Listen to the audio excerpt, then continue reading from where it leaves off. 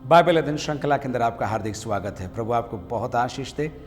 गलातियों को लिखी हुई पत्री 3 अध्याय का हम अध्ययन कर रहे हैं। प्रार्थना के साथ आइए हम शुरू करेंगे। परमपिता परमेश्वर, हम आपका धन्यवाद देते हैं आपके जीवित वचन के लिए। आप हमसे बात कर रहे हैं, इसलिए हम आपका धन्यवाद देते हैं। प्रभु, आपके वचन की गहराइयों को समझने के लिए, देखने के लिए, जीने के लिए आप हमारी सहायता करें। आपकी उपस्थिति के लिए कोटि कोटि धन्यवाद। यीशु मसीह के नाम से मांगते हैं, आमीन।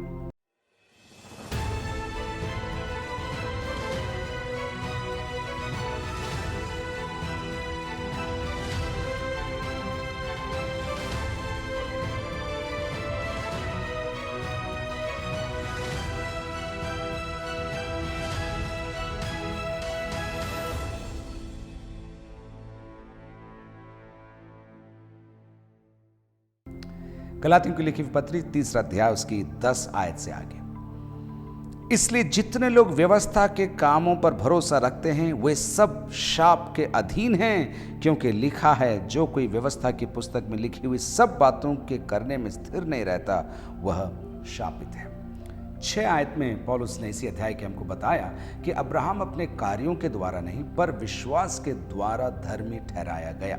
और फिर 7 आयत में उसने हमसे कहा, विश्वास करने वाले अब्राहम की संतान हैं और विश्वास करने के कारण 9 आयत में उसने हमसे कहा, वे अब्राहम के साथ आशीष पाते हैं, आशीष पाते हैं। यहूदी मत व्यवस्था पर, तोरा पर, न केवल 10 आज्ञाओं पर लेकिन अन्य आज्ञाओं पर टिकी हुई थी। और वे चाहते थे और बोलते थे कि जो व्यवस्था को पूरी करेगा, विशेषकर खतने की व्यवस्था को जो पूरा करेगा, वो पूरा विश्वासी होगा या प्रभु के सामने माननीय होगा। पौलुस कहता है ऐसा नहीं है। अब देखिए, पौलुस पुराने नियम से 4 आयतों को लेकर आएगा और उन 4 आयतों को लेकर हमें ये सिखाने का प्रयास करेगा कि विश्वास के द्वारा अब्राहम ने उद्धार पाया और अब्राहम के साथ साथ हम भी उद्धार पाते हैं और आशीष पाते हैं। चलिए अपन देखते हैं 10 आयत एक बार और। इसलिए जितने लोग व्यवस्था के कामों पर भरोसा रखते हैं, ये व्यवस्था के काम पर भरोसा रखने वाले विश्वास की प्रक्रिया पर चलने वालों से अलग हैं। ध्यान दीजिए, वे सब शाप के अधीन हैं। आप बोलेंगे हैं ऐसे कैसे, क्यों? आगे देखिए, क्योंकि लिखा है। क्या लिखा है? जो कोई व्यवस्था की पुस्तक में लिखी हुई सब बातों के करने में स्थिर नहीं रहता वह शापित है। इसका मतलब क्या हुआ? मैं आपको व्यवस्था विवरण 27-26 पढ़कर सुनाता हूं, जहां से उद्धरण आया है। व्यवस्था विवरण 27-26। शापित हो वो जो इस व्यवस्था के वचनों को मानकर पूरा ना करें, तब सब लोग कहें आमीन। व्यवस्था को पूरा करना जरूरी था और पूरी व्यवस्था को पूरा करना जरूरी था।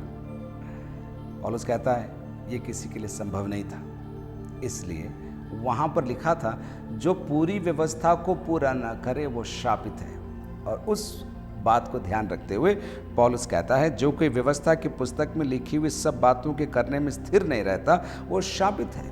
और इसलिए उसने 2 लाइन पहले कहा, शापित हैं वे जो व्यवस्था के अनुसार चलते हैं। 11 पर यह बात प्रकट है कि व्यवस्था के द्वारा परमेश्वर के यहाँ कोई धर्मी नहीं ठहरता। वही बात को एक और आयत के साथ वो कह रहा है, पर यह बात प्रकट है कि व्यवस्था के द्वारा परमेश्वर के यहाँ, मतलब परमेश्वर के सामने, कोई धर्मी नहीं ठहरता, क्योंकि धर्मी जन विश्वास से जीवित रहेगा। धर्मी जन विश्वास से जीवित रहेगा। बहुत बार आपने इस आयत को सुना होगा और हमको ये हबक्कुक की पुस्तक 2 अध्याय की 4 आयत में सबसे पहली बार बाइबल के अंदर मिलती है। लेकिन उसके पश्चात रोमियो की लिखी हुई पत्री 1 अध्याय के अंदर, इब्रानियों की पत्री 10वें अध्याय के अंदर, और फिर यहाँ पर हमको ये उदाहरण मिलता है, धर्मी जन विश्वास से जीवित रहेगा। इसका तात्पर्य एक और है, धर्मी जन अपने कामों के कारण नहीं, खतने के कारण नहीं, पर विश्वास के कारण जीवित रहेगा। तो पौलुस पुराने नियम हबक्कुक 2 अध्याय की 4 आयत का उदाहरण लेकर कह रहा है, और मैं फिर एक बार आपके लिए पढ़ूंगा। यह बात प्रकट है कि व्यवस्था के द्वारा परमेश्वर के यहां कोई धर्मी नहीं ठहरता, क्योंकि धर्मी जन विश्वास से जीवित रहेगा। अब 12वीं आयत में एक और उदाहरण पौलुस लेकर आएगा, देखते हैं। पर व्यवस्था का विश्वास से कोई संबंध नहीं, व्यवस्था का विश्वास से कोई संबंध नहीं, क्योंकि जो उनको मानेगा वह उनके कारण जीवित रहेगा। लेवी व्यवस्था की पुस्तक 18वें अध्याय की 5वीं आयत में हमको ये उदाहरण मिलता है। मैं आपको पढ़कर सुनाता हूँ। लेवी व्यवस्था 18:5। इसलिए तुम मेरे नियमों और मेरी विधियों को निरंतर मानना। जो मनुष्य उनको माने वह उनके कारण जीवित रहेगा। मैं यहोवा हूँ। जो मनुष्य उनको माने उनके कारण जीवित रहेगा। व्यवस्था को माने तो व्यवस्था के कारण जीवित रहेगा। विश्वास की प्रक्रिया पर विश्वास को माने तो विश्वास के कारण जीवित रहेगा। जो उनको मानेगा वह उनके कारण जीवित रहेगा। हमारे शब्द में अगर हम कहें, जिसको मानोगे वही चीज आपको योग्य ठहराएगी। व्यवस्था के मार्ग के द्वारा हम उद्धार नहीं पा सकते, क्योंकि हम सारी व्यवस्था को हर समय पूरा नहीं कर सकते। इसलिए प्रभु ने हमारे लिए विश्वास की व्यवस्था ठहराई है कि हम विश्वास के द्वारा हम धर्मी ठहराए जाएं। 13 आयत। मसीह ने जो हमारे लिए शापित बना, हमें मोल लेकर व्यवस्था के शाप से छुड़ाया। मोल लेकर पौलुस जब यहाँ लिख रहा है मोल लेना, तो उसके मन में उस समय के खुले बाजारों का वो विवरण उसके दिल में होगा, जहाँ पर मालिक लोग खड़े होकर अपने गुलामों को बेचा करते थे और कीमत लगती थी, बोली लगती थी, और उन्हें फ्री करने के लिए या उन्हें खरीदने के लिए सामने ग्राहक खड़े रहते थे और भावतोल होता था, और उसके बाद एक कीमत चुकाकर ये नया मालिक उस व्यक्ति को खरीद लेता था। पौलुस कहता है, मैं पाप के अधीन था, शाप के अधीन था, लेकिन यीशु मसीह ने मेरे पापों की कीमत चुकाई। मैं हमेशा लोगों से पूछता हूँ, आपके हर पाप के लिए अगर 1 रुपया कीमत लगाई जाए तो आपके पापों की कीमत कितनी होगी? झूठ के लिए 1 रुपया, गलत विचार के लिए 1 रुपया, और भी लिस्ट है, मैं उसमें नहीं जाना चाहता। लेकिन मेरे बारे में अगर मैं सोचूं तो करोड़ों नहीं, अरबों नहीं, बहुत, जो मैं चुका नहीं सकता, ऐसी कीमत हो जाएगी मेरे पापों की। जब इतनी कीमत बढ़ गई तो यीशु मसीह ने अपने बहुमूल्य रक्त के द्वारा मुझे उस पाप के बाजार में से, उस श्राप की अधीनता में से मुझे खरीद लिया, मोल लिया। पौलुस यही कह रहा है, मसीह ने जो हमारे लिए शापित बना, हमें मोल लेकर व्यवस्था के शाप से छुड़ाया, क्योंकि लिखा है, जो कोई काठ पर लटकाया जाता वह शापित है। व्यवस्था विवरण 21 अध्याय के अंदर हमको देखने को मिलता है, जो कोई लकड़ी पर लटकाया जाए वो श्रापित है। पुराने नियम के अंदर अलग अलग दंड अपराधियों के लिए रखे थे, और क्रूर से क्रूर अपराधी को उसकी मौत के बाद सबको देखने के लिए लकड़ी पर लटकाया जाता था, और जो लकड़ी पर लटकाया जाए सब जानते थे वो श्रापित है। पौलुस यीशु मसीह के क्रूसीकरण को उससे जोड़ता है, और वो जोड़कर कहता है, मेरे लिए यीशु मसीह काठ पर, लकड़ी पर लटकाया गया, मेरे लिए यीशु मसीह श्रापित हो गया, ताकि मैं श्राप के और व्यवस्था के अधीन न रहूं, परंतु मैं बाहर आ जाऊं। जो कोई काठ पर लटकाया जाता है वो श्रापित है। 14, ये इसलिए हुआ कि अब्राहम की आशीष मसीह यीशु में अन्य जातियों तक पहुंचे। मूसा से शुरू नहीं हुई आशीषें, अब्राहम से शुरू हुई।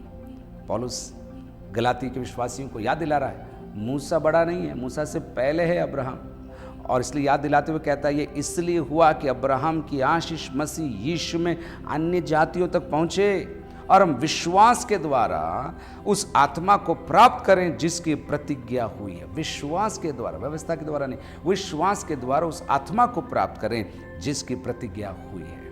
प्रतिज्ञा शब्द। आज आप अपने विश्वास को कैसे देख रहे हैं?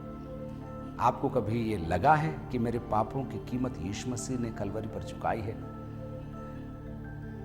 इस अध्ययन को करते समय मुझे ये समझ में आने लगा कि हमारे अपराध की कीमत या पाप बोध यदि हमें न हो तो हमें क्षमा का आनंद ही नहीं मिलेगा। मान लीजिए आप कर्जे में थे, बहुत बड़ा कर्जा था, किसी ने आपका कर्जा चुका दिया तो आपका आनंद बहुत होता है, लेकिन आपका बेटा हो, मान ले, या आपकी बहन हो या आपकी पत्नी हो, उनको मालूम ही नहीं है कि कर्जा है, और उनको मालूम ही नहीं कि सामने वाले ने आपके कर्जे को चुका दिया, तो उनको वो आनंद आएगा नहीं।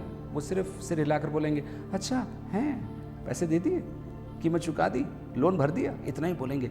लेकिन जिसके पाप क्षमा हुए हैं, जिसको मालूम था कि मैं कर नहीं सकता था, वो बहुत ज़्यादा धन्यवाद देता रहेगा। ये भावना मैं मेरे अंदर और आपके अंदर डालना चाहता हूँ। निरंतर निरंतर हम प्रभु को धन्यवाद देते रहें। प्रभु आपका धन्यवाद, आपने हमें अपना बना लिया। हम योग्य नहीं थे, हम हमारी कीमत चुका नहीं सकते थे, लेकिन आपने हमें श्राप के अधीनता से, पाप की अधीनता से हमें हमेशा के लिए आज़ाद कर दिया।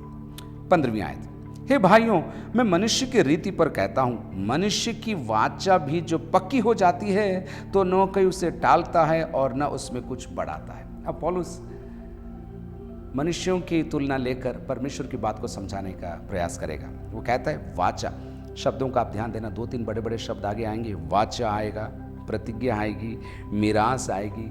ये सारे शब्दों को बहुत तो हम समझ नहीं पाएंगे, लेकिन पवित्र आत्मा मदद करेगा कि हमारे दिल के अंदर इनकी गहराई को वो डालें।